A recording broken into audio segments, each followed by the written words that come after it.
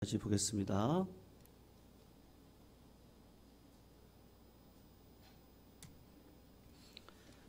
마가복음 6장 1절에서 6절까지요.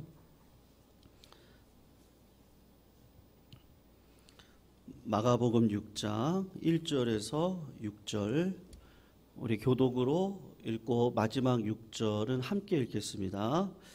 1절 제가 읽습니다. 예수께서 거기를 떠나사 고향으로 가시니 제자들도 따르니라.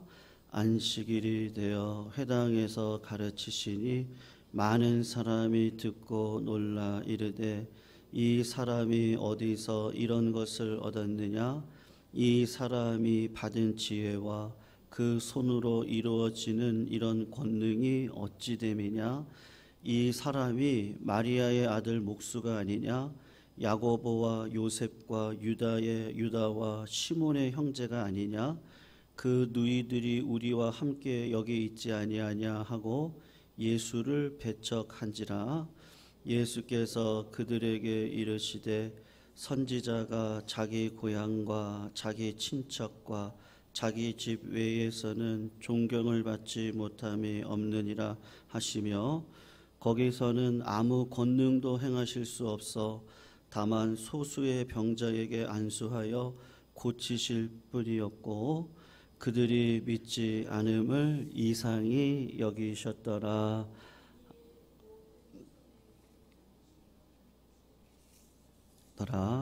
아멘.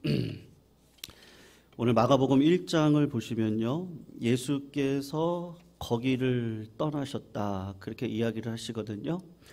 여기서 거기는 가버나움을 이야기를 합니다. 예수님께서 갈릴리 호수를 중심으로 그의 인생을 80% 이상을 사역을 하셨는데 갈릴리 호수에서 가까우셨던 장소가 어디냐면 가버나움이고요. 가버나움에서 수많은 기적을 행하셨습니다. 오늘 본문 이전을 보시면 5장 정도 되겠죠. 야이로의 회당장이었던 야이로의 딸을 고치는 사건이 일어났었고요. 또 수로보니게 여인 12해 혈루증을 앓았던 여인을 고치는 사건이 가버나움에서 일어난 것을 보게 됩니다. 여러분, 가버나움에서는 예수님이 어디를 가든지 수많은 사람들이 따라갔어요. 그리고 예수님을 향한 갈급한 마음이 있어서 그의 옷깃에 손을 대고도 내가 낫겠다라는 믿음을 가졌던 사람들이 많았습니다. 그런데 예수님께서 그런 일들을 행하시다가 갑자기 고향이 생각이 나셨어요. 왜 고향이 생각나셨을까? 아마 쉬고 싶은 마음이 아니었을까 싶습니다. 그래서 고향으로 가셨는데 여러분, 예수님의 고향이 어디죠? 예수님을 나사렛 예수라고 하잖아요. 그러니까 가버나움에서 나사렛까지 거리는 여기 수지에서 분당 거리랑 비슷합니다. 그러니까 가까운 곳이어서 나사렛 자기 고향으로 가셨습니다. 그런데 제자들도 쫓아서 간 거죠. 근데 결론부터 이야기하면 고향에 가셨을 때 예수님이 환영을 받으셨나요? 아니면 배척을 받으셨나요? 배척을 받으셨어요. 그래서 예수님이 명언 하나를 하시잖아요. 4절을 보면 선지자가 고향에서 대접도 못 받고 환영도 받지 못한다. 그런 이야기를 하셨습니다. 근데 또 오늘 조금 좀 집중적으로 살피고 싶은 내용이 있는데 그것이 중요한 것이 아니라 예수님께서 나사렛 땅에서는 기적을 베푸실 수가 없었다고 그래요. 권능을 행하실 수가 없었어요. 은혜를 베풀어 주시고 싶은데 은혜를 베풀 만한 땅이 아니었다는 이야기를 오늘 5절에서 이야기를 하고 있는 거죠. 여러분, 이게 얼마나 비극이에요. 예수님이 우리와 함께 하시는데 그분의 은혜를 경험하지 못하고 살아간다? 그것만큼 참 비극인 사건은 없다고 생각합니다. 왜 그럴까요? 첫 번째로는요, 이 나사렛에 살아가고 있는 많은 사람들이 예수님을 향한 호기심은 있었습니다. 이 진리를 찾는 일에 있어서 호기심은 반드시 생겨야 되는데 오늘 본문 2절을 한번 보시면 뭐라고 이야기를 해요? 안식일이 됐습니다. 회당에서 가르치시니 많은 사람이 듣고 놀라서 이르되 이 사람이 어디서 이런 것을 얻었느냐? 이 사람이 받은 지혜와 그 손으로 이루어지는 이런 권능이 어찌 됨이냐? 이렇게 이야기를 합니다. 그러니까 오늘 2절까지만 읽으면요, 나사렛에 있는 많은 사람들이 예수님을 향해서 호기심을 가졌단 말입니다. 야, 예수님에게 어떻게 이런 권능과 지혜와 이런 기적을 베푸는 일들이 일어나지? 그런 호기심이 있었어요. 여러분, 호기심은 좋은 겁니다. 나쁜 것이 아니에요. 인간에게 호기심이 있었기 때문에 과학이 발전하고 건축이 발전하고 예술이 발달하고 문화가 발달을 했습니다. 호기심이 없었다면 이런 생산적인 결과를 가져오기는 쉽지 않을 거예요. 그런데 반대로 어떤 호기심은 불행한 결과를 낳기도 합니다. 예를 들면 10대를 한번 생각을 해보세요. 여러분 10대 시절이 되면 가장 궁금해하는 호기심을 느끼는 부분이 어디입니까? 이성에 대한 생각들이죠. 성에 대한 호기심이 있습니다. 근데 이건 사실은 자연스러운 거죠. 생물학적으로 관심을 가질 때가 10대 시절입니다. 그런데 어떤 사람은 그 호기심을 잘 발전을 시켜서 건강한 데이트를 하고 건강한 짝을 만나서 건강한 결혼을 하고 건강한 가정을 이룹니다. 그리고 어떤 사람은 사랑 때문에 시를 짓다가 위대한 시인이 되기도 하고 어떤 사람은 사랑 때문에 노래를 하다가 위대한 가수가 되기도 하는 거죠. 그런데 어떤 티네이저를 한번 생각을 해보세요. 이 성이라는 호기심을 다른 방향으로 탐닉을 하는 거죠. 음란한 문화를 습득을 하고 그 음란한 문화 가운데 빠져서 살아가다 보면 어떤 일이 벌어지겠습니까? 파괴적인 결과가 나올 거란 말입니다. 돈에 대한 호기심도 마찬가지죠. 여러분, 이 세상을 살아가면서 돈은 반드시 필수 불가결한 조건들입니다. 돈이 없이는 우리는 사람 노릇하는 것도 사실 쉽지 않고요. 그리고 돈이 없으면 참 불편한 인생을 살아갑니다. 그러니까 여러분, 세상 사람들이 얘기하는 것처럼 돈에는 힘이 있어요. 네, 맞아요. 그래서 돈을 없으면 안 되겠구나. 그런 호기심, 그런 의욕, 소원 이런 건 참 좋습니다. 그래서 어떤 분이 건강하게 사업을 하셔서 건강하게 돈을 벌고 건강하게 관리를 하고 또 건강하게 흘려보낼 수도 있지 않겠어요? 근데 어떤 분들은 그 호기심이 과한 거죠. 그래서 지나가는 행인을 때리고 그들의 돈을 빼앗고 남의 담을, 집의 담을 넘는다고 한다면 그 불행한 결과로 인해서 그 사람이 잘 살아갈 수 있겠습니까? 성냥팔이 소녀를 지었던 그 호레시오 엘가나라고 하는 사람이 있습니다. 여러분, 성냥팔이 소녀 동화책 아시죠? 그 가난한 성냥팔이 소녀가 건강한 정신을 가지고 꾸준히 노력을 해서 결국에는 평화로운 삶을 살아간다라고 하는 아주 아름다운 내용입니다. 그런데 이 엘가나라고 하는 이 작가, 미국 문학 작가인데 유명하신 분입니다. 근데 이분은 그 책하고는 다른 삶을 살아가셨어요. 이분은요, 지식적으로도 뛰어나셔서 하버드 대학을 나오셨어요. 하버드 대학은 신학에서부터 시작했거든요. 그러니까 신학을 공부하셨고 목사가 되셨어요. 목사를 삶을 살아가다가 보니까 내 적성에 맞지 않네. 그리고 목사 일을 그만두고 세상 일로 나아가셨거든요. 돈을 엄청 벌었습니다.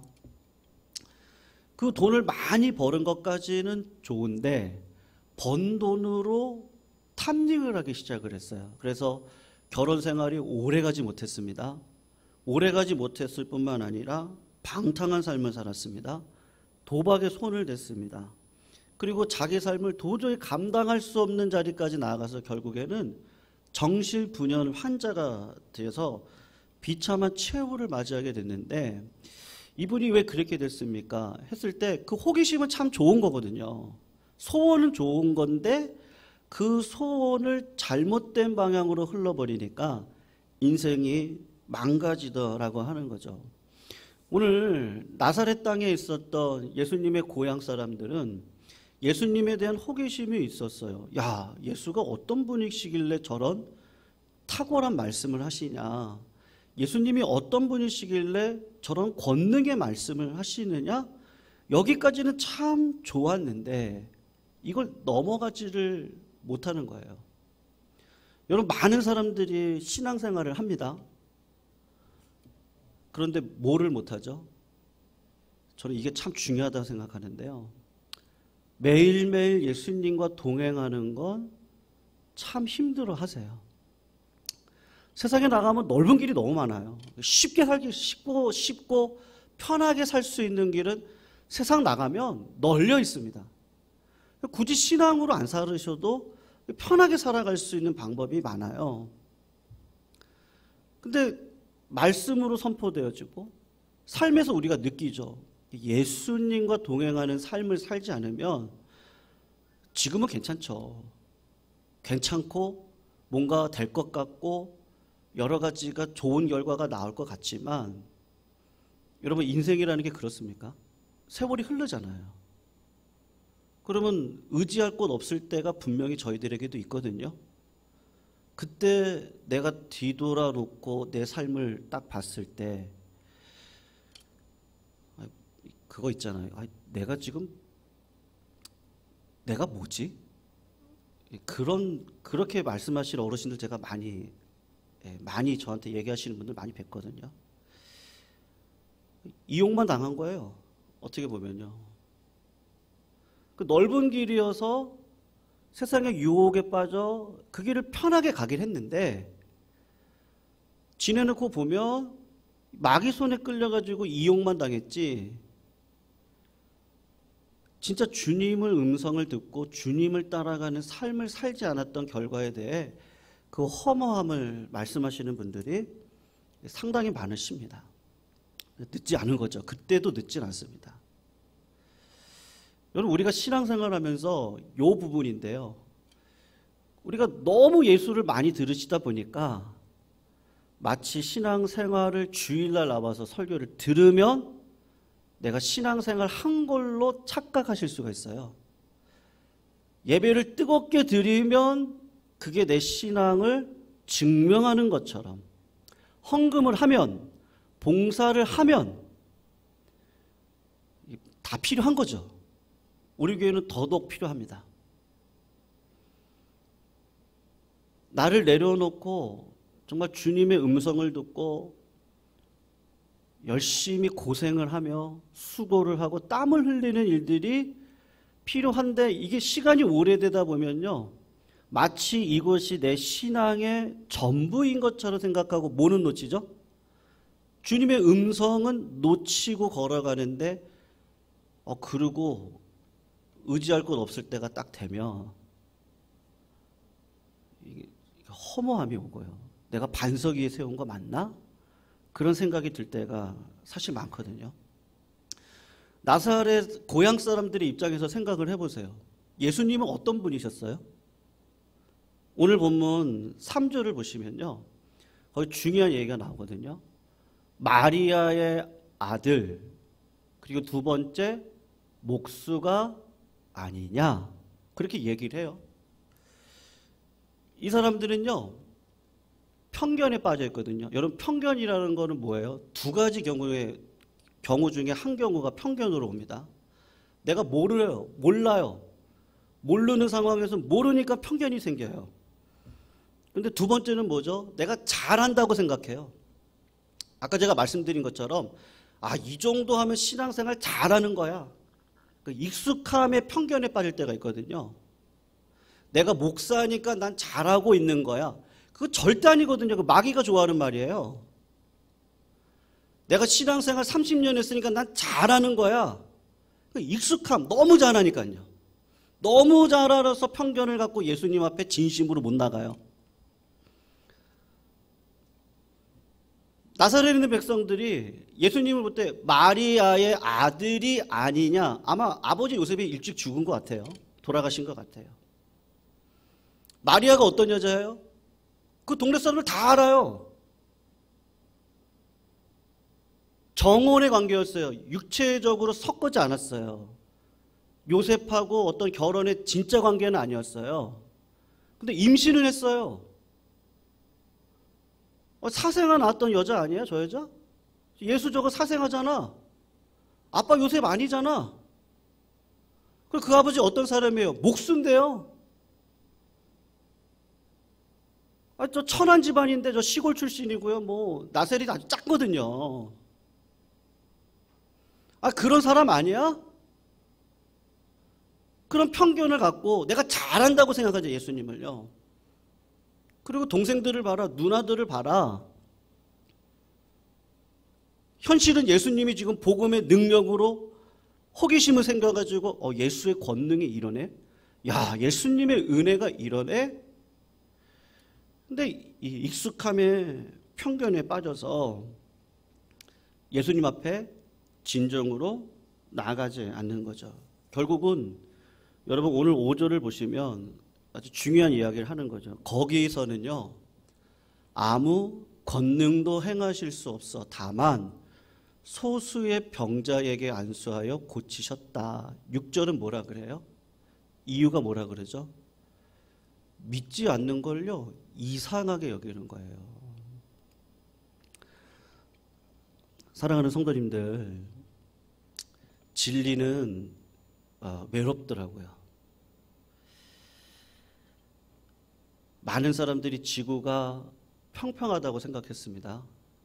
근데 콜럼버스는 지구가 둥글다는 것을 증명했습니다. 갈릴레오 갈릴레이는 지구가 자전한다고 이야기를 했어요. 근데 많은 사람들이 무슨 말이냐고, 지구가 무슨 자전을 하냐고요. 지구가 자전을 하면 우리가 어지러워서 어떻게 사냐고. 근데 갈릴레오 갈릴레이가 재판을 받았어요. 천주교 재판을 받아서 많은 사람들이 아니라고 하니까요, 그래 아닙니다. 나오면서 뭐라 그랬죠? 그래도 지구는 돕니다. 1800 후반이에요. 펜실베니아에서 수많은 의사들이 이런 결정을 내렸습니다. 어떤 결정을 내렸느냐면, 뜨거운 물에 들어가서 절대로 목욕하지 마세요. 왜냐하면 류마티스하고 폐렴이 그 뜨거운 증기 때문에 더 나빠질 거예요. 그렇게 이야기를 다 주장을 한 거예요. 의사 선생님들이 다 주장을 해요. 실제로 있었던 일이거든요. 그래가지고요, 그 지역에 있는 모든 사람들이 3년 동안 한 번도 뜨거운 물에 들어가진 않았어요. 나중에 보니까 잘못된 지식이었어요. 라이트 형제가 우리는 하늘을 날 수 있다라고 생각했어요. 근데 많은 사람들이 인간이 어떻게 하늘을 나냐고 이야기를 했어요. 성도님들, 나사렛의 수많은 사람들이 왜 예수를 안 믿었죠? 다 그렇게 얘기를 하는 거예요. 다. 전부 다 그렇게 얘기를 해요. 예수가 마리아의 아들 아니냐, 그 아버지 목수 아니냐, 저런 사람이 와가지고 저렇게 지금 권능의 말씀을 이야기를 하는데, 에이 설마 아니겠지. 그리고 예수님께 나아가지를 않는 거예요. 요 똑같은 본문을요, 누가복음에 가면 이런 이야기를 합니다. 예수님이 2가지 설교를 하셨어요. 그런데 나사렛에 있는 사람들이 예수를 낭떠러지로 데리고 가서 그를 죽이려고 했다고 해요. 예수님이 2가지 설교를 하셨는데 그게 뭐냐 하면, 하나는 엘리야 시대, 하나는 엘리사 시대 때. 엘리야 시대 때 사르밧 과부에게 찾아가셔서 이렇게 얘기를 했어요. 야, 너 지금 기름 하나 남았잖아. 그리고 밀가루 조금 남았지. 그거 나에게 먹을 것을 대접하고, 그리고 하나님의 말씀대로 순종하면 지금 다 죽어가고 있는 기근의 상황 가운데 너희 집만큼은 은혜를 주실 거야. 그 이야기를 했어요. 그 사르밧 과부는 엘리야의 말씀에 순종해서 불가능을 가능케 하시는 하나님의 말씀의 능력이 있음을 믿고 순종하여서 엘리야를 대접하고 그릇을 다 가지고 왔어요. 기름을 뚝뚝뚝 떨어뜨리는데 내가 가지고 온 것만큼 다 채워주셨어요. 그 이야기 하나. 엘리사 시절에 나아만 장군, 수많은 문둥병자들이 있었거든요. 나아만 장군은 이스라엘의 어린 소녀 이 포로의 이야기를 듣고 갑자기 믿음이 딱 들어와서 내가 엘리사를 만나면 하나님의 은혜로 고침을 받을 수 있겠구나. 그때도 시험을 하죠. 얼굴도 보지 않아요. 저 요단강, 저 똥물입니다. 요단강은 되게 작아요. 저기 가서 7번 몸을 담갔다가 빼라. 나만이 처음은 막 성질을 내다가 이야기를 하는 거죠. 혹시 하나님이 은혜 주실 줄 알겠어요? 가가지고 어떻게 하죠? 여러분 한번 생각해 보세요. 7번은 물을 담갔다가 뺐다가 한번 생각을 해보세요. 한 번 담갔다가 또 빼고 2번 담갔다가 빼면서요. 마음에 어떤 마음이 들어왔겠어요? 갑자기 은혜의 마음이 확 들어오는 거예요. 말씀대로 진리대로 순종하고 살았더니 한 번 순종하고 에이 긴가민가 2번 순종하고 3번 순종하고 그러는 가운데 하나님의 은혜를 확 주시는데 이게 하나님의 은혜구나. 그리고 마지막 7번 딱 순종해서 물에 들었다가 딱 나오는데 아기의 피부처럼 하얘진 거예요. 여러분 나아만 장군처럼 편견을 가지려면 얼마나 많이 가질 수 있겠어요? 아니 우리나라의 강이 얼마나 아름다운 강이 많은데 저 똥물 같은 요단강에 가서 내가 물을 담가? 사르밧 과부 나 지금 요 기름에다가 밀가루 해서 빵 해가지고 이제 밥 먹고 죽으려고 하는데 나도 지금 먹을 거 없는데 엘리야한테 식사 대접을 하라고? 여러분 편견 속에서 우리 살아갈 수 있거든요. 말씀이 왔어요. 예수님의 말씀이 고향에 왔어요. 예수님이 지금도 우리의 삶에 지금도 내 옆에 계세요. 내 마음 가운데 계세요. 근데 내 삶에 지금까지 살아왔던 전 예수 잘 알아요. 제가 신앙생활을 몇 년을 했는데요. 다 해봤어요. 저 다 해봤어요. 기도도 해봤어요. 근데 진짜 뭐죠? 마음은요? 주님을 의지하질 않아요. 진짜 주님만이 나의 힘입니다.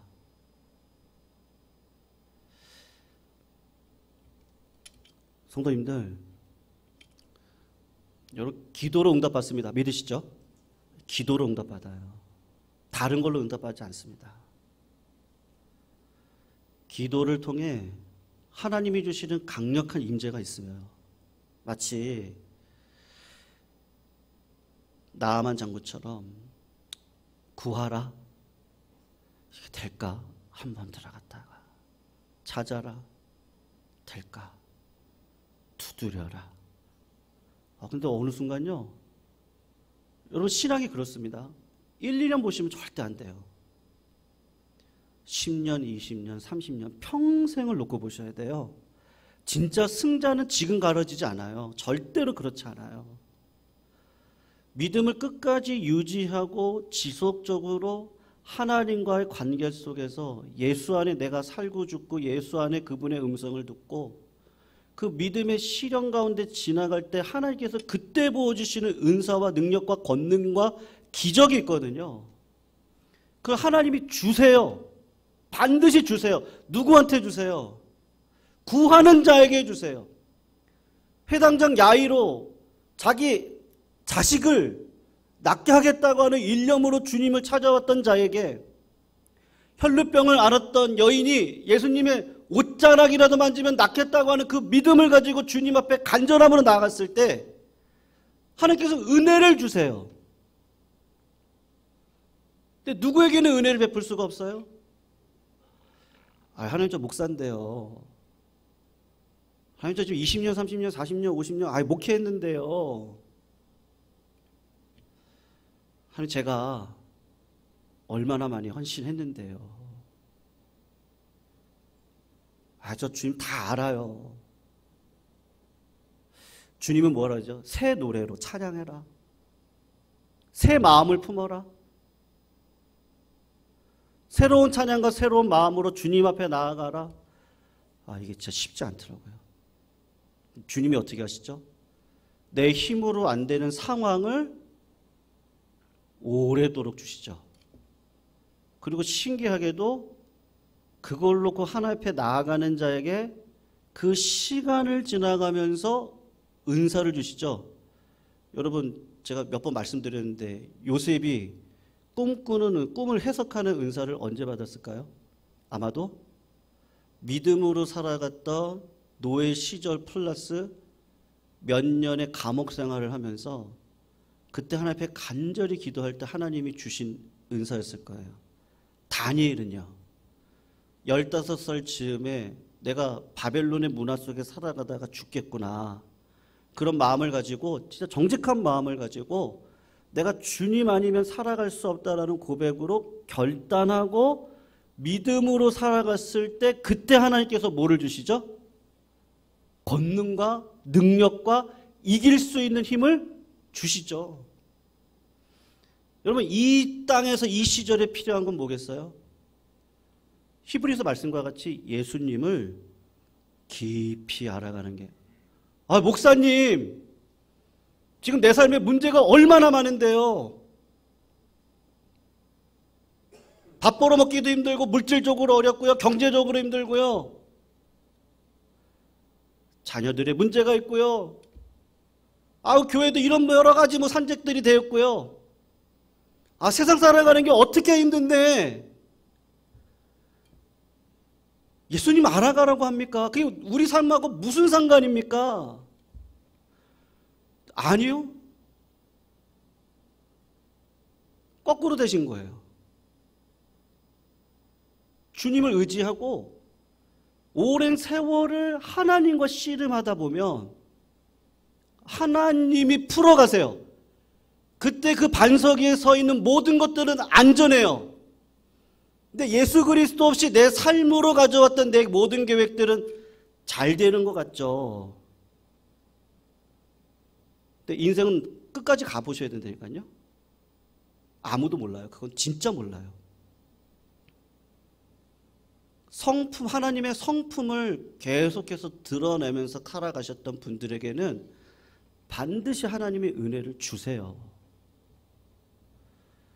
나사렛의 수많은 사람들은 예수님을 그저 익숙함의 편견 속에 빠져서 마리아의 아들 아니야? 저런 사람 앞에서 무슨 선한 것이 낫겠어? 근데 하나님 뭐라 그러시죠? 하나님은 외모를 보지 아니하시고 중심을 보신다고 말씀하지 않으시겠어요? 사랑하는 성도님들, 우리가 올 한 해 지난 3년도 그랬습니다만 삶의 어려움이 왜 없겠어요? 이런저런 이야기를 듣다 보면요, 성도님들 만나서 이런저런 이야기를 듣다 보면 저는 그냥 듣는 자리에 있게 되더라고요. 왜냐면 그게 힘이더라고요. 그냥 그분 마음껏 말씀하시고, 그리고 하나님 계시니까 저도 기도로 돕겠습니다. 하나님 살아계시잖아요. 그렇게 풀고 가시거든요. 시간이 지나야 돼요. 모든 것들이 다 시간이 다 지나가셔야 하나님께서 인도해 가시는데, 그때 우리들의 삶에 필요한 건 뭐겠습니까? 주님을 내 정직한 영으로요, 주님으로 모시고 여러분, 이전에 우리가 가지고 있었던 어떤 고정관념이라고 할까요? 그거 깨부시는 게 참 힘들고 어렵지만 그래도 우리가 노력하셔야 됩니다. 그래서 왜 연구가 중요하고 공부가 중요하죠? 여러분, 공부는 죽을 때까지 하셔야 돼요. 눈이 아프면, 저 요새 눈이 아파가지고요, 동영상으로 봅니다. 역사 공부도 이렇게 동영상으로 보고, 그리고 스탑했다가 또 다시 돌려서 지금 저분이 했던 말이 뭐지? 또 적고, 이렇게 하거든요. 지금도 공부를. 왜 그러냐면요, 그렇게 안 하면 마음이 안 새로워지더라고요. 그리고 설교가 안 새로워지더라고요. 가르치는 게 안 새로워지더라고요. 그거 안 하면 어떻게 되죠? 영적 꼰대 되는 거예요. 예. 했던 말 또 해요. 했던 말 또 해요. MZ세대들이 가장 싫어하는 게 뭐죠? 예. 그런 게 싫은 거예요. 그런 게. 라떼는 말이야. 세상에서 지금 얘기하고 있는 노래들이잖아요. 근데 영적으로도 그렇더라고요. 내가 알고 있는 게 다가 아니더라고요. 나사렛에 있는 수많은 사람들은요, 그 맹점에 빠졌습니다. 그래서 예수님을 알아가는 일에 최선을 안 하는 거예요. 바리새인들도 어땠죠? 예수님이 오셔서 말씀하시는데 안 들어요. 왜요? 내 힘으로 다 됐거든요. 내가 하나님 앞에 요구했고, 하나님 앞에 헌신했고, 하나님 그 헌신을 보셨고, 나에게 복을 주셨고, 그 된 거죠. 근데 주님이 오셔서 뭐라 그러죠? 자기 부인하고 십자가를 지라고 하는데 자꾸 그 말은 안 들어요. 왜냐면 나 괜찮거든요. 근데 의지할 데가 없게 되면 그때는 어떻게 해요? 그때는 예수님 아니면 안 되잖아요. 그때는 진짜 예수님 아니면 안 되거든요. 사명도 각자고 죽음도 각자 가셔야 되고요. 다 각자예요. 목사님이 같이 가실 수 없어요. 가족들이 같이 갈 수가 없어요. 그때 내가 평생 붙들었던 예수 붙들고 죽음 통과해서 부활의 능력 경험하고 걸어가셔야 되는데, 신앙에 있어서 진짜 중요한 게 예수님을 진짜 깊게 알아가는 거. 네. 그런 면에서 성도님들, 예수님이 알고 싶어서 유튜브 많이 보세요. 많이 보시고 진짜 어떻게 지금 돌아가고 있나, 뭐가 진짜 지식인가, 그렇게 자꾸 공부하시고 보시고 그렇게 하셔서 진짜 예수를 만나. 신앙이라는 게요, 절대 요란한 게 아닙니다. 절대 요란한 게 아닙니다. 고요한 것 같은데 내공이 있는 신앙 있잖아요. 흔들리지 않아요. 흔들리는 것 같은데 어느 순간 하나님 앞에 정직한 영으로 서 있어요. 그리고 하나님의 뜻을 오랫동안 기다릴 줄 아는 지혜가 있습니다. 성급하지 않습니다. 그리고 하나님의 고요하게 어머니의 젖을 먹고자 하는 아이처럼 그 자리에 고요하게 있어요. 그러면 하나님이 말씀해 주시죠. 그리고 그 말씀을 따라 내 생각과는 다른데 이 길을 걸어갈 때 하나님이 내 삶에 은혜를 주시죠. 불가능한 걸 자꾸 주시거든요, 저희들한테요. 이게 될까요? 하나님, 내가 이거 이렇게 하면은 이거 아닌 거 아니에요? 근데 그럴 때 하나님이 권능을 베풀어 주세요. 그리고 진짜 주님만이 힘이구나. 그걸 평생을 경험하며 살아갈 수 있는 은혜가 우리 가운데 있으시기를 축원합니다. 오늘 말씀 붙들고요, 찬양하게요. 우리 정결한 마음 주시옵소서. 나사렛 백성들과 같이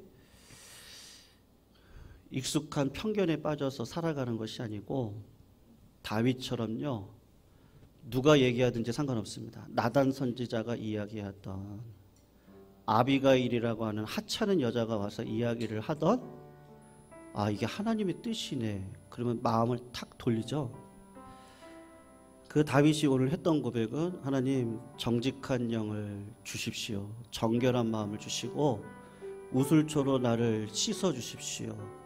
그리고 성신을 내게서 떠나지 않게 해주십시오. 그 고백을 우리 같이 한번 하면 좋겠습니다. 정결한 마음 주시옵소서. 정결한 마음 주시옵소서. 오 주님, 정직한 영을 새롭게 하소서. 정결한 마음 주시옵소서. 정결한 마음 주시옵소서. 오 주님, 정직한 영을 새롭게 하소서. 우리 한 번 더 고백할까요? 정결한 마음 주시옵소서. 오 주님, 정결한 마음 주시옵소서. 오 주님, 정직한 영을 새롭게 하소서. 나를 주님 앞에서 멀리하지 마시고, 나를 주님 앞에서 멀리하지 마시고, 주의 성령을 거두지 마옵소서.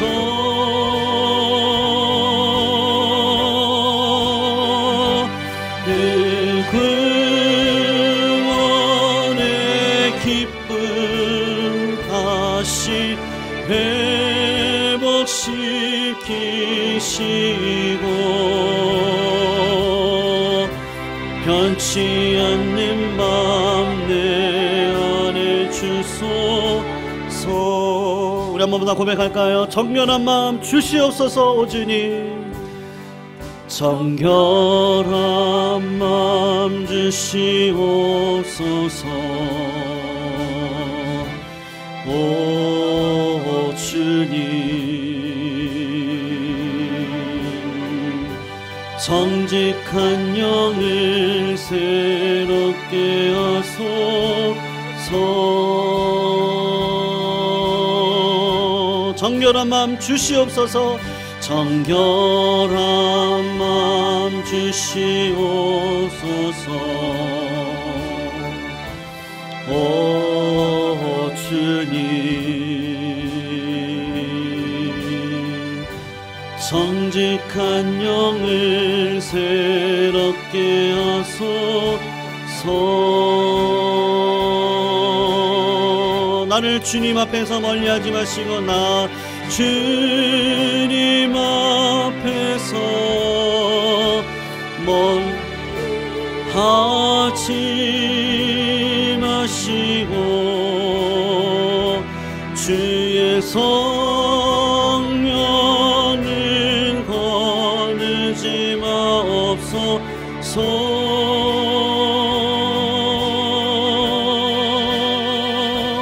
그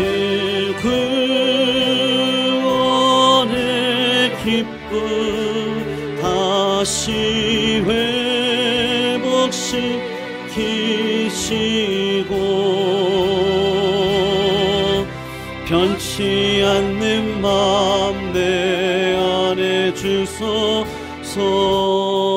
나를 주님 앞에서 멀리하지 마시고 주의 성령을 주시옵소서. 나를 주님 앞에서 멀리하지 마시고 주의 성령을 거두지 마옵소서.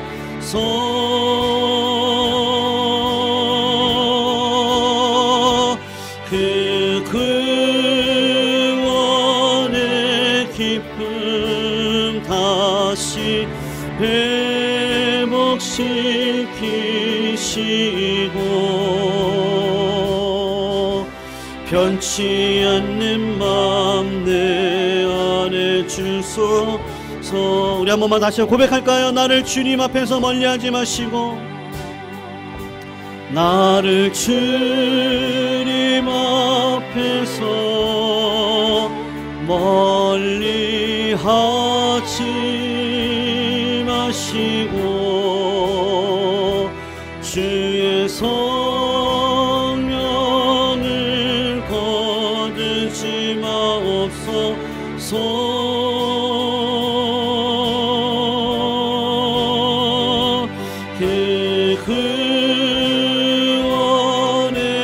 기쁨 다시 회복시키시고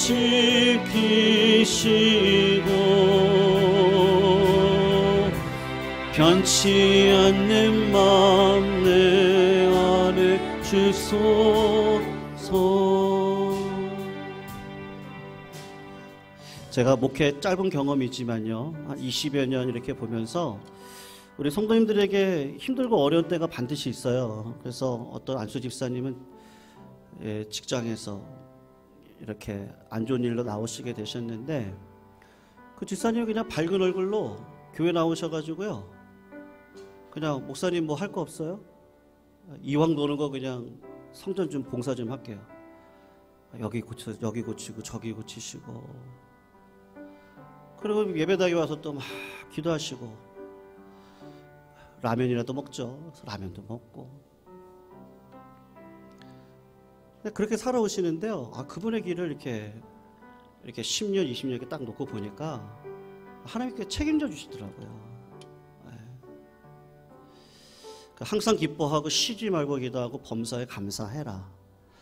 하나님께서 우리들에게 주시는 고난, 예기치 않는 여러 가지 일들은요, 축복을 가장한 확성기라는 거 아시죠? 늘 주님 앞에 서 계시는 분들은요, 하나님이 절대로 포기하지 않으시고, 그 그릇만큼, 그 참아온 것만큼, 그리고 외로웠던 것만큼, 눈물 흘렸던 것만큼, 성경 꼭 그렇게 얘기합니다. 눈물을 흘리고 나한테 나오는 자 기쁨으로 단을 얻고 걸어가게 하실 거다. 그게 하나님의 뜻이요. 넘어진 자가 있습니까? 7번이라도 주님은 일으켜 주세요. 근데 문제는 뭐죠? 우리 그런 상황이거든요. 어느 순간 익숙함에 주님을 의지하기보다는 세상을 의지할 때가 있지 않았습니까? 우리들이요. 하나님 그거 싫어하셔서 하나님 저희들의 삶에 지금 경험하라는 거죠. 나중에 나 혼자 감당해야 될, 누구 하나 의지할 수 없는 그런 상황이 나중에 다 올 건데, 우리 다 오잖아요.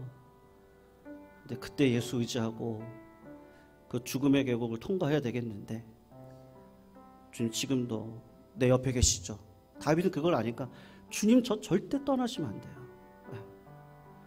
왕이라는 게 중요하지 않고요, 제 왕이 뭐가 중요해요? 주님 절대 저 떠나주지 마세요. 주님 아니면 안 돼요.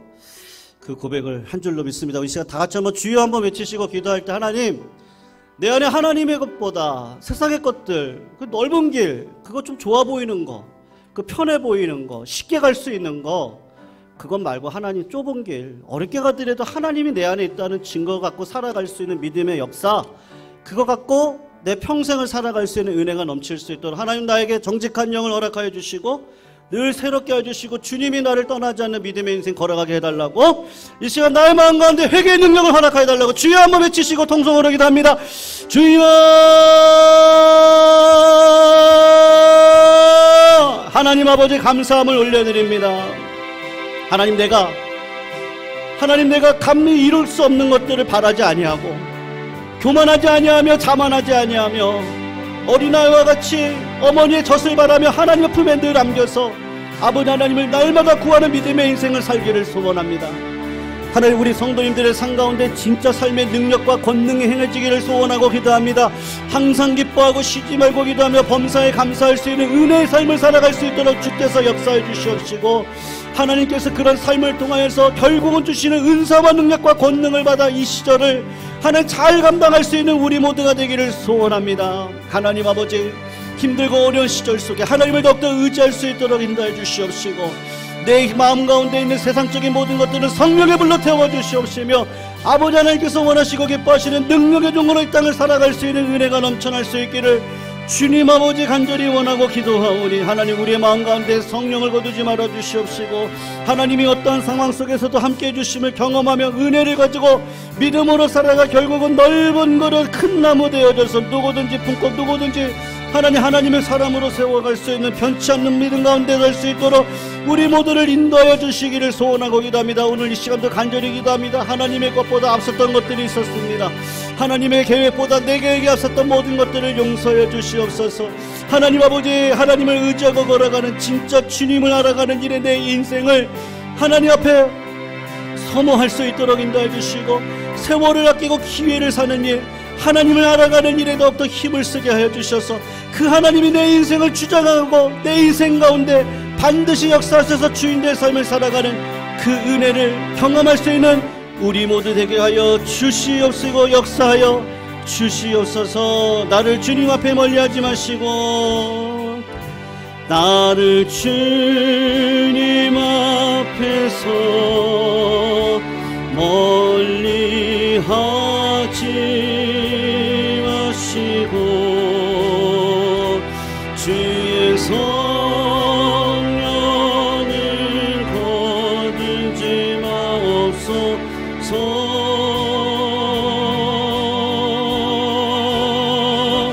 그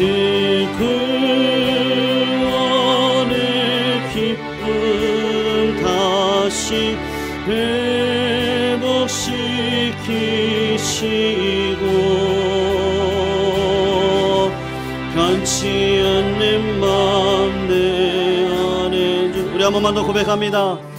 예수 안에 내가 살기를 소원합니다. 나를 주님 앞에서 멀리하지 마시고, 나를 주님 앞에서 멀리하지 마시고, 주의 성령을 거두지 마옵소서.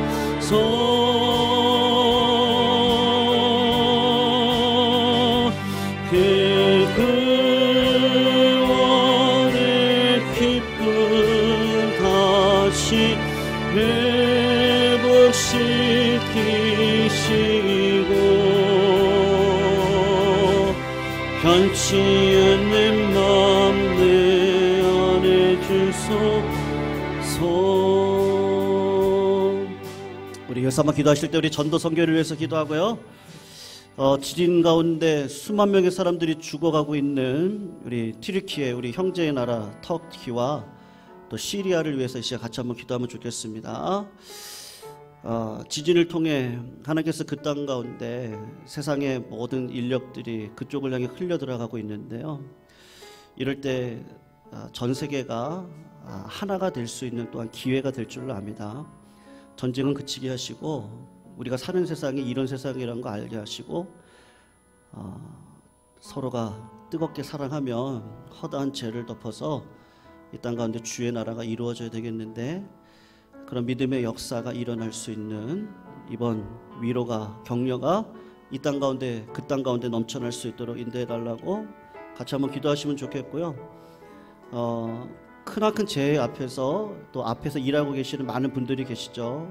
우리나라도 119 대원들이 많이들 가셨는데, 현지에서 일하시는 모든 분들 안전을 지켜달라고 같이 한번 기도하시고, 비통 가운데 있는 가족들 하나님 위로해 주셔서 이번 기회를 통해 오히려 하나님을 더욱더 바라볼 수 있는 구원의 역사의 그런 시기가 될 수 있도록 인도해 달라고 같이 한번 기도하시면 좋겠고요. 우리 교회가 전도와 선교의 사명 잘 감당할 수 있는 교회 되기를 원합니다. 그래서 우리가 다른 교회처럼요, 뭐 국내 선교, 국외 선교, 또 기관들, 뭐 이런저런 교회들을, 또 이런저런 기관들을 그런 섬길 수 있는 그런 지경이 넓어질 수 있는 우리 교회가 되게 해달라고 우리 같이 한번 기도하시고, 우리 교회가 섬기는 태국 치앙마이 사역 가운데 하나님의 놀라운 은혜가 회복되어질 수 있도록 역사해달라고 시작 같이 한번 주여 한번 외치시고, 전도와 선교와 지진 가운데 있는 나라를 하나님 위로해달라고 같이 한번 기도합니다. 주여 하나님 아버지 감사합니다. 아버지 하나님, 우리 교회 가운데 하나님 인권의 복을 허락하여 주시고 수많은 일꾼들이 주의 나라를 세워가는 복락을 누릴 수 있도록 인도하실 때 선교 지역마다 하나님 만남의 복을 허락하여 주시기를 원하고 기도합니다. 대외적으로 태국 치앙마이뿐만 아니라 세계 어느 지역이든지 섬길 수 있는 믿음의 역사가 일어나게 해주시기를 원합니다. 국내에서도 하나님 아버지, 정말 우리가 섬겨야 될 많은 지역들이 있는 줄로 압니다. 하나님, 우리가 그냥 이 자리에서 있는 것이 아니고 여름이고 가을이고 하나님 그 지역을 향해서 나아가며 아버지 하나님 선교의 현장을 바라보며 경험하며 수고하고 땀을 흘리는 믿음의 역사의 자리가 세워질 수 있도록 하나님 아버지 한 단계 한 단계 주의 의로운 손으로 열어주시기를 기도하고 나아가기를 소원합니다. 하나님 아버지, 기관들을 섬길 수 있는 은혜를 더하여 주셔서 북한 선교뿐만 아니라 아버지 하나님께서 정말로 세계 속에 구제가 필요한 곳, 긍휼의 사역이 필요한 모든 기관들을 섬길 수 있는 은혜가 넘쳐날 수 있도록 주님 아버지 인도하여 주시기를 원하고 기도합니다. 북한 땅을 하나님 불쌍히 여겨주시옵소서. 하나님, 북한의 백성들 하나님께서 복음으로 평화통일을 이루어주시기를 원하고 이 땅 가운데 하나님께서 영원한 계획, 하나님 복음적인 나라로 이 땅을 세워주실 줄로 압니다.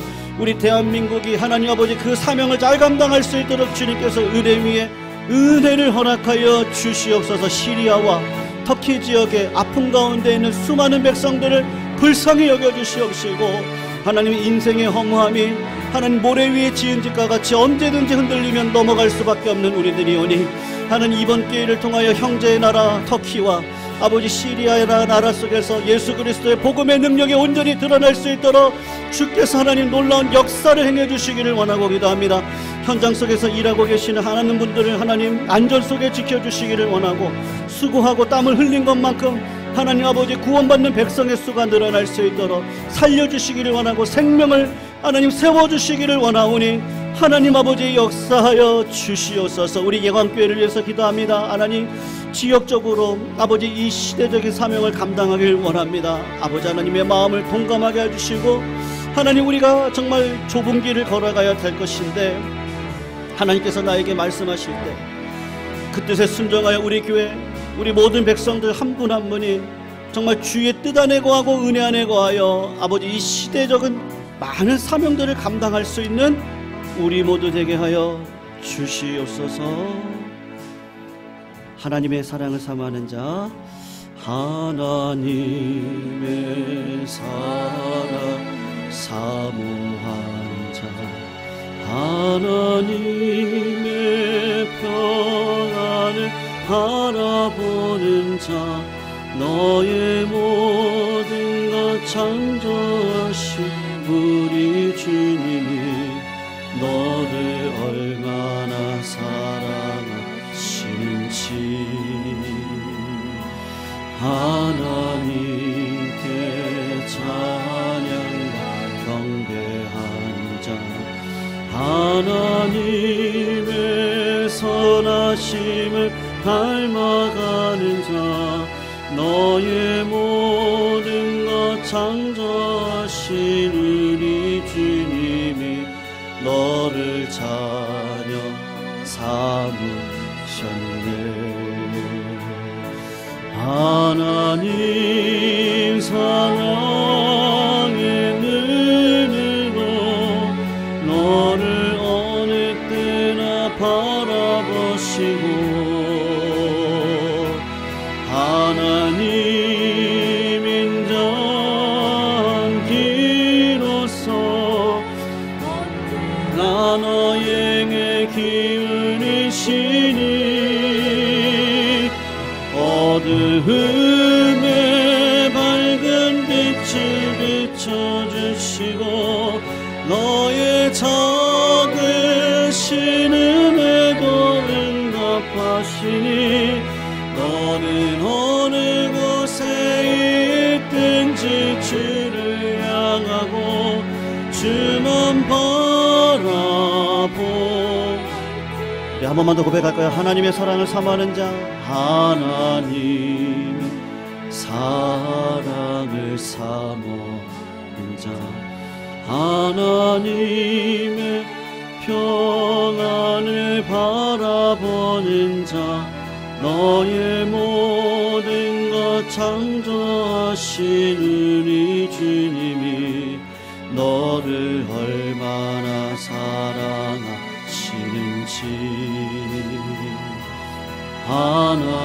하나님께 찬양과 경배한 자 하나님의 선하심을 닮아가는 자 너의 모든 것 창조하시는 이 주님이 너를 자녀 삼으셨네. 하나님 사랑의 눈으로 너를 어느 때나 바라보시고 하나님 인자함기로써 언제나 너에게 기울이시니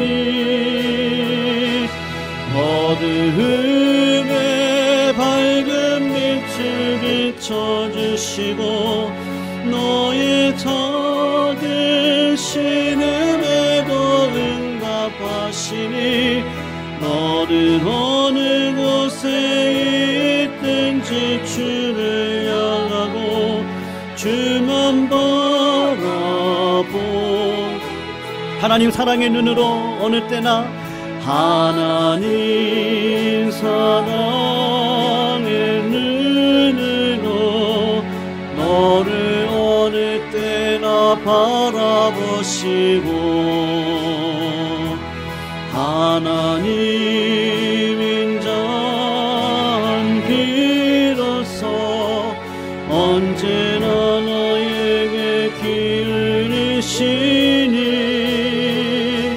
어두움에 밝은 빛을 비춰주시고 너의 작은 신음에도 응답하시니 너는 어느 곳에 있든지 주를 바라고 주만 사랑하고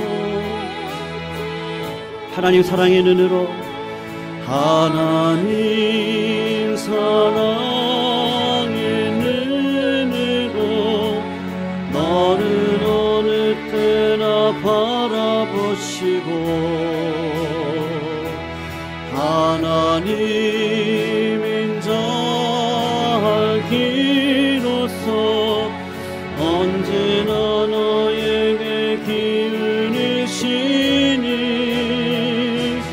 어두움에 밝은 빛을 비춰주시고 너의 작은 신음에도 응답하시니 너는 어느 곳에 있든지 주를 바라고 주만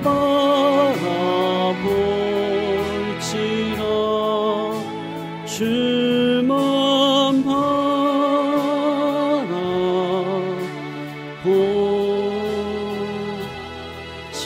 바라볼지라.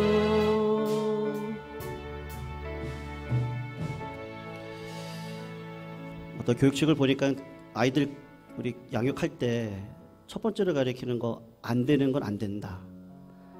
그걸 가르친다 그러더라고요. 그래서 안 되는 건 안 되고 되는 건 되는 거야.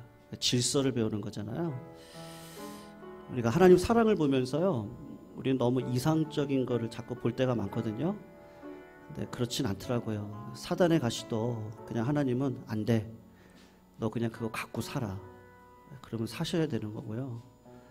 또 하나님이 예기치 못한 복락을 주시며 이거 지금 이거 은혜로 받은 거 내 힘이 아닌데 이거 하나님이 또 말씀하시겠죠. 이렇게 해. 그러면 또 그렇게 하는 것이 주님 바라보는 자의 특징이 아닐까 싶습니다.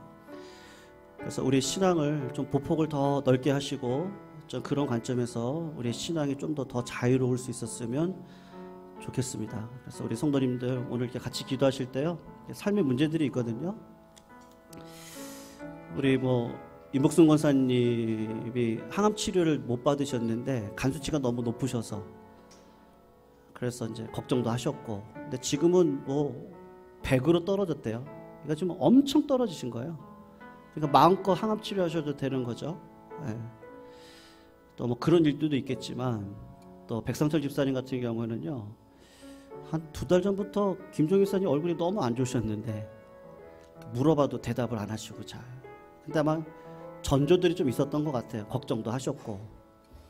그러다가 이제 이번에 이렇게 뭐 수요일날도 오셔서 이런저런 얘기도 하시고, 이번 주 수요일날 그러시긴 하셨는데, 예.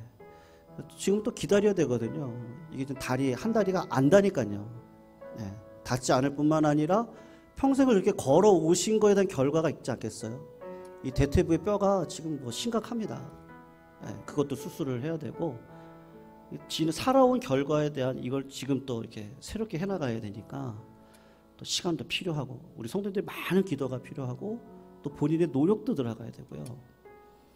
이것들이 또 필요하더라고요. 그래서 뭐 그런 기도 제목도 있고요. 또 우리 교회 뭐 우리 장로님들하고 제가 먼저 얘기를 했겠죠. 얘기를 해서 우리 교회가 소그룹으로 조금 이렇게 좀 더 뜨거워져야 되는데, 그 코로나라는 시간도 있었고, 예전에 트라이도 했었고, 근데 이게 좀 이렇게 또 이렇게 막 이렇게 하진 않았었고요. 제가 고민하는 가운데 주일 오후를 어떻게 우리 성도들이 보내면 좋을까? 그냥 다른 교회처럼 이렇게 딱 소그룹으로 딱 모여서요, 딱 리더가 딱 잡고 찬양도 부르고 기도도 뜨겁게 하고 막 그러면 좋겠는데, 아직은 또 그런 단계가 아닌 것 같아서 자녀들과 상의를 하고, 그냥 일단은 우리 전도회끼리는 좀 할 수 있으니까 우리 주일 오후 예배를 안 하는 대신에 좀 속으로 모일 수 있는, 장기적으로 좀 그렇게 해서 우리가 좀 같이 해보자. 근데 또 우리가 또 경험을 하셔야 되잖아요. 아, 속으로는 이렇게 하는 거구나. 그래서 제가 직접 들어가서 하는 게 낫겠다. 지금은 새로운 시도예요. 네. 다 이게 고민해서 나오는 거거든요. 그냥 나오는 게 아니고요. 다 고민해보고, 맨날 제 설교 듣잖아요. 뭐 수요일날도 듣고 새벽도 듣고 금요도 듣고 주일날도 듣고 오후 예배까지 들으면요, 그건 아닌 것 같아요. 그것보다는 설교 들은 걸 갖고 어떻게 살아가고 어떻게 서로 기도를 나누고 어떻게 하는가가 더 좋지 않을까? 장로님들과 이런저런 얘기를 하다가 그게 더 좋겠다. 창조적으로 다시 해보는 거죠. 해보고 하나님의 뜻이 어디 있는지 또 봐야겠죠. 우리 인생은 다 도전입니다. 하나님이 함께 하시면 되는 거고요. 아니에요. 뭐 우리 했던 방식이 있어요. 그것도 맞아요. 그런데 그 방식대로 했을 때 이게 안 된다고 했다면 우리가 또 새로운 방식을 같이 한번 해나가는 이 도전 정신은 참 중요하다는 생각을 합니다. 왜냐하면 하나님이 어떻게 역사하실지 모르거든요. 그리고 하나님이 어떻게 우리에게 말씀하실지도 모르고, 우리 그 말씀 붙들고 살아가면 되라는 거라고 생각합니다. 그래서 제가 좀 많이 길었는데요. 금요기도회 때는 꼭 이런 말씀을 제가 드리고 싶어서 제 의도를 말씀드리고 같은 마음으로 가기를 원해서 제가 말씀을 드린 거예요. 그래서 우리 성도님들 장기적으로는 그래요. 금요기도회 때 좀 많이 나오셨으면 좋겠어요. 그래서 좀 독려를 좀 해주십시오. 전도회별로 제가 나중에는 그렇게 할 건데요. 조금 날이 풀리면 1여 전도회 다 모이는 날, 금요일 날, 2여 전도회 다 모이는 날, 남전도회 어떡하든지 다 연락해서 오는 날, 그렇게 하려고 하는데, 좀 그런 기간들을 통해서 우리가 조금씩 연습하시면서 좀 기도의 자리에 나오셔야 됩니다. 기도하지 않으면요, 하나님의 임재는 절대 경험할 수 없습니다. 그리고 마지막 가서 우리가 진짜 누구 하나 의지할 데 없을 때, 내가 평생 살아왔던 결과가 그날일 텐데, 그날 예수가 내 주가 아니라면 이것만큼 어리석은 또 비참한 신앙생활이 어디 있겠습니까? 그래서 우리 예강교회가 정말 교회도 100년 되게, 내 삶도 영생 걸어갈 수 있는 그런 교회가 될 수 있도록 이 시간 같이 한번 기도해 주시면 좋겠고요. 우리 육신이 연약하신 분들 계시거든요. 그리고 우리 성도님들마다 이렇게 다 기도 제목들이 있습니다. 그래서 요 근래 제가 좀 느끼는 건, 자녀들을 놓고 기도하시는 분들이 많이 계시더라고요. 네. 자녀의 구원을 놓고, 또 앞으로의 미래성을 놓고, 또 결혼을 놓고, 또 자녀의 교회 생활을 놓고 기도하시는 분들이 많이 계세요, 우리 교회에. 그래서 우리 자녀들이 또 건강 문제도 있고요. 네. 여러 가지들이, 자녀 얼굴이 부모의 얼굴인데요. 이건 진짜 중요한 문제입니다. 그래서 그거 놓치지 말고 꼭 같이 기도해 주시고요. 그리고 이번 주일 예배 가운데 하나님의 임재가 있는 예배가 되게 해달라고 기도해 주시고, 우리 교회가요 그냥 예수 안에서 자유로울 수 있었으면 좋겠습니다. 하나님의 나라와 의를 위해서 내가 어떻게 살아가는 게 진짜 하나님께서 원하시는 삶일까, 그것들을 고민하면서 같이 걸어가는 올 한 해가 될 수 있도록 인도해달라고. 우리 마지막으로 주여 한번 외치시고요, 개인적인 기도 제목 가지고 눈물로 나가실 때 기쁨으로 일으켜주시는 하나님의 임재를 경험하는 자리 되시기를 축원합니다. 우리 주여 한번 외치시겠습니다. 주여! 하나님 아버지, 지혜를 주십시오. 담대함을 주십시오. 도전할 수 있는 정신을 주십시오. 창조적인 인생을 살아갈 수 있도록 아버지 하나님 도전케 해주시고, 미래를 향해 나아갈 수 있는 은혜의 삶을 하나님 앞에 묻고 뜻을 구별하여 하나님 새로운 마음과 새 뜻을 행해 나갈 수 있는 역사를 저희들에게 허락하여 주시옵소서.